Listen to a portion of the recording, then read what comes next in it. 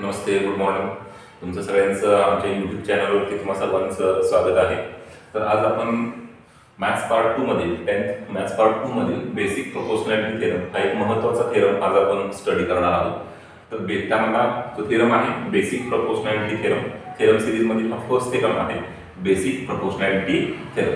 तर basic proportionality theorem आज आपण सुरुवात करणार आहोत.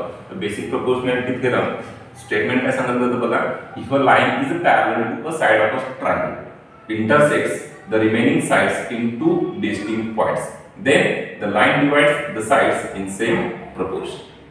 अगदी सिंपल आहे. आता याच्यामध्ये लाईन कोणती आहे बघा, लाईन ही पॅरलल आहे. कशाला पॅरलल आहे? साइड बीसीला पॅरलल आहे.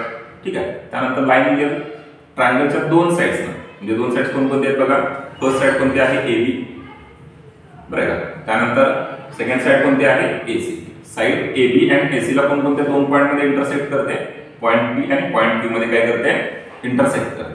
ठीक आहे. तर इंटरसेक्ट करत असेल तर ती जी लाईन आहे ह्या साइड्स AB आणि AC ला, बरं का, तर सेम प्रोपोर्शन मध्ये काय करते, डिवाइड करते. बरं का. अशा प्रकारे आपल्याला हा बेसिक प्रोपोर्शनॅलिटी थेरम आहे. स्टेटमेंट पुन्हा एकदा सांगतो, if a line is parallel to a side of a triangle intersects the remaining sides in two distinct points, then the line divides the sides in same proportion. Okay. So आपण यामधला गिव्हनचा part आपण given मध्ये आपल्याला काय सांगता येईल बघा, तर इन ट्रायंगल, ट्रायंगल कोणता आहे ABC. In triangle ABC. आता याच्यामध्ये काय सांगता येईल बघा, लाईन L पॅरलल आहे. कशाला पॅरलल आहे? साइड BC ला पॅरलल आहे. Side parallel side BC. Okay. अजून काय सांगता येईल बघा, line L intersects, line L intersects sides AB and AC in points P and Q respectively. Okay. Line L side AB ला पॉइंट P मध्ये intersect करते, साइड AC ला point Q मध्ये इंटरसेक्ट करते. हा जो पार्ट आहे तो आपला कशामध्ये येईल, गिवन मध्ये. गिवन नंतर आपण काय घेणार पुढचा पार्ट, टू प्रूव्ह. आपल्याला काय प्रूव्ह करायचं आहे, then the line divide the sides in same proportion. Line काय करते, ह्या दोन साइड्स ना सेम प्रोपोर्शन मध्ये डिवाइड करते. मग ह्या साइडचे डिवाइड करते म्हणजे काय होते, याचे दोन पार्ट पडतात. दोन सेगमेंट कोणते झाले बघा, फर्स्ट सेगमेंट AP आहे, सेकंड कोणता आहे PB.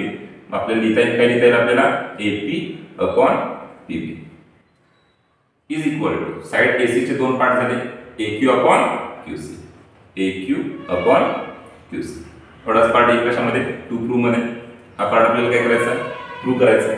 त्यानंतर नेक्स्ट पार्ट कशाचा असणार आहे आपला, कन्स्ट्रक्शन. मग कन्स्ट्रक्शन मध्ये आपण काय म्हणणार आहोत बघा, तर जॉइंट सेगमेंट किंवा ड्रॉ सेगमेंट. आपण ड्रॉ सेगमेंट, फर्स्ट सेगमेंट कोणता घेऊया, BQ.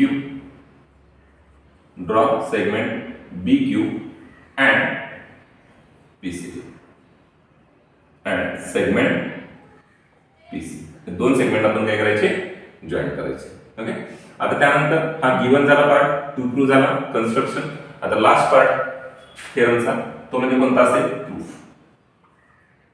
अगदी सिंपल प्रूफ आहे बघा, जास्त आपल्याला काही विचार करायची काही गरज नाही. आपण सिंपल याच्यामध्ये सुरुवातीचे दोन ट्रायंगल्स कसे घ्यायचे, एवढा पार्ट जर का लक्षात आला तर संपूर्ण आपल्याला थेरम आपल्याला लक्षात येईल. आपण दोन ट्रायंगलचा पण विचार करायचा.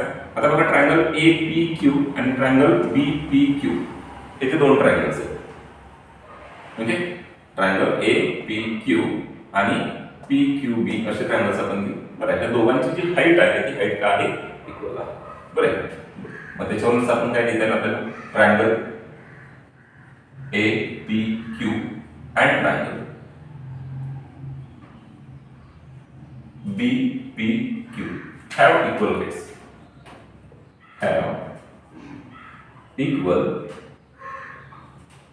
heights. ओके. आपण फर्स्ट प्रॉपर्टी आपल्याला दिल्या, बरं का. आपल्या प्रॉपर्टीनुसार याच्यावर आपण प्रॉपर्टीज आपण बघितलं होतं.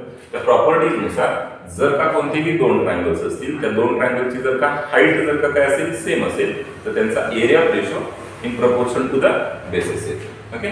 सो आपल्याला काय लिहिता येईल, आपल्याला त्यानुसार step area of triangle, triangle कोणता लिहिता येईल आपल्याला, APQ upon area of triangle second कोणता आहे बीपीक्यू इज इक्वल टू काय लिहिता येईल आपल्याला बेसचा रेशो म्हणजे यामध्ये फर्स्ट स्टेप येते AP upon PB AP upon PB बरोबर याला काय आपण म्हणूया इक्वेशन फर्स्ट आपण म्हणूया रिझन कोणतं येते areas proportionate to bases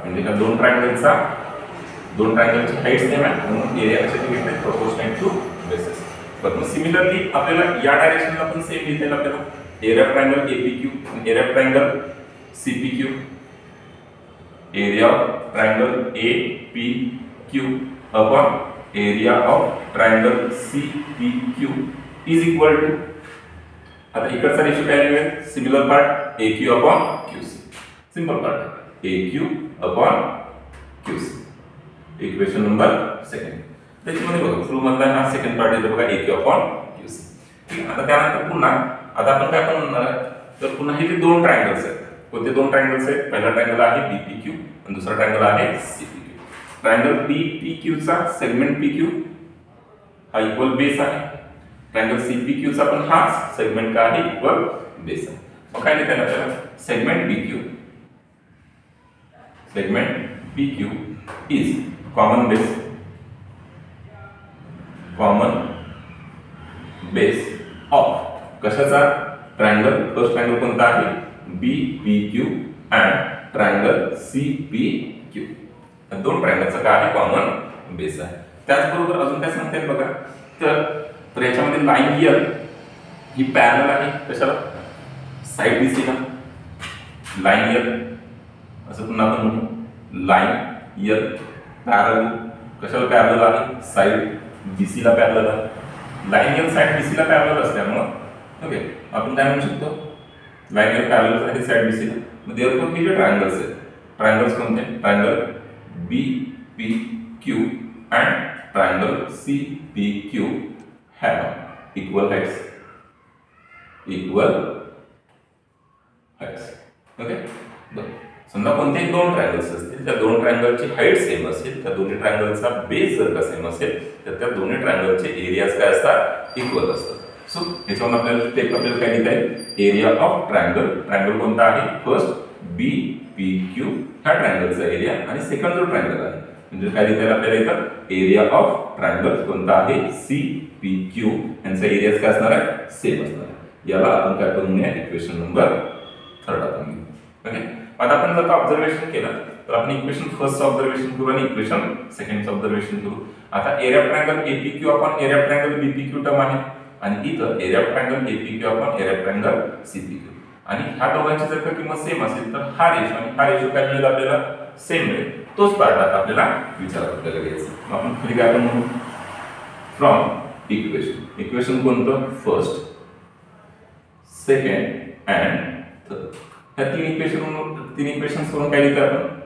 area of triangle first ratio APQ upon area of triangle BPQ is equal to area of triangle APQ upon area of triangle CPQ अशा प्रकारे रेशो आहे okay आता याला काय करूया आपण इक्वेशन नंबर 4 आपण म्हणतो ओके त्यानंतर पुन्हा आपल्याला रेशो आता हा रेशो आणि हा रेशो जर का सेम असेल तर हा पार्ट आणि हा पार्ट पण काय असणार सेमच असणार त्यासाठी फक्त इक्वेशन्स नंबर्स आपण रिप्रेझेंट करू मग काय लिहिता येईल आपल्याला खाली फ्रॉम इक्वेशन कोणतं first second third and first equation and fourth आपण अँड इक्वेशन नंबर आपल्याला आवश्यक असणारे इक्वेशन्स घेऊ फ्रॉम इक्वेशन काय म्हणायचं first second and equation number 4 काय लिहितात बघा आपल्याला बरं हा रेशो इथं सेम दाखवलेला याच्यावरून आपण हा पार्ट आणि हा पार्ट आपण सेम दाखवू शकतो आणि हाच पार्ट आपल्याला काय करायचा प्रूव्ह करायचा म्हणजेच आपण लिहू शकतो काय लिहिता येईल आपल्याला AP upon PP is equal to AQ upon QC okay हेच द हाच पार्ट आपल्याला काय करायचा होता ओके थँक्यू पुन्हा एकदा सांगतो शॉर्ट मध्ये पुन्हा एकदा आपण रिपीट करूया पार्ट हा ट्रायंगल कोणता आहे? एबीसी आहे. लाईन एल पॅरलल आहे. कशाला पॅरलल आहे? बीसी ला पॅरलल आहे. तोच पार्ट इथे रिप्रेझेंट केला. Line L parallel to side BC. Line L side AB ला साइड एसी ला कोणकोणत्या पॉइंट्स मध्ये इंटरसेक्ट करते? पी अँड क्यू या साइड्स मध्ये इंटरसेक्ट करते. ठीक आहे. हा पार्ट आपण कशामध्ये घेतला? गिवन मध्ये घेतला. टू प्रूफ मध्ये काय प्रूफ करायचं आहे? साइड्स काय करतात? ती साइड काय करते? सेम प्रपोर्शन मध्ये डिवाइड करते. म्हणजे AP upon PB is equal to AQ upon QC. हा पार्ट आपल्याला प्रूफ करायचा आहे. कन्स्ट्रक्शन मध्ये आपण काय म्हणणार? Draw segment BQ and segment BC. Proof मध्ये आपण काय घेतले बघा? कोणते दोन ट्रायंगल विचार करायला घेतले? एपीक्यू अँड ट्रायंगल बीपीक्यू. दोघांचा एक व्हर्टेक्स कॉमन आहे. त्याच्यावर हाईट काय असते? दोघांची इक्वल असते. हाईट जर का इक्वल असेल तर त्यांचा ratio area proportionate to basis असणार. AP upon PB value. पुन्हा सिमिलरली दोन ट्रायंगल आपण विचारात घेऊ शकतो. APQ and triangle CPQ. बरं, ह्या दोन ट्रायंगलचा एरिया रेशो पुन्हा प्रोपोर्शनेट टू बेसिस म्हणजे व्हॅल्यू मिळेल एक्यू अपॉन क्यूसी. त्यानंतर पुन्हा आपण काय म्हटलं? Segment PQ. आता सेगमेंट पीक्यू हा कॉमन बेस आहे. आता बघा, ट्रायंगल बीपीक्यू मध्ये पण हा सेगमेंट पीक्यू येतो आणि ट्रायंगल सीपीक्यू मध्ये पण सेगमेंट पीक्यू येतो. हा जो सेगमेंट पीक्यू आहे तो कॉमन बेस आहे. कशाचा? ट्रायंगल बीपीक्यूचा आणि ट्रायंगल सीपीक्यूचा. ठीक आहे. त्यानंतर लाईन एल पॅरलल आहे. कशाला पॅरलल आहे? साइड बीसी ला पॅरलल आहे. ठीक आहे. त्यानंतर अजून काय सांगता येईल? जर का लाईन एल साइड बीसी ला जर का पॅरलल जर का असेल तर त्या दोन्ही ट्रायंगलचे हाईट्स पण काय असणार? सेम असणार. कोणते दोन ट्रायंगल्स असतील त्यांचे हाईट्स आणि बेस इक्वल जर का असतील तर त्यांचे एरियाज पण काय असतील? इक्वल असतील. त्यावरून आपण स्टेप काय घेतली? Area triangle BPQ is equal to area triangle CPQ. याच्यावरून हा पार्ट आणि हा पार्ट जर का सेम असेल तर हा रेशो आणि हा रेशो काही सेम येईल. तोच पार्ट आपण इथं लिहून घेतला. ठीक आहे. त्यानंतर हे जर का दोन रेशो जर का सेम असतील तर हा रेशो आणि हा रेशो काय येईल? सेम येईल. म्हणजेच आपल्याला मिळेल AP upon PB is equal to AQ upon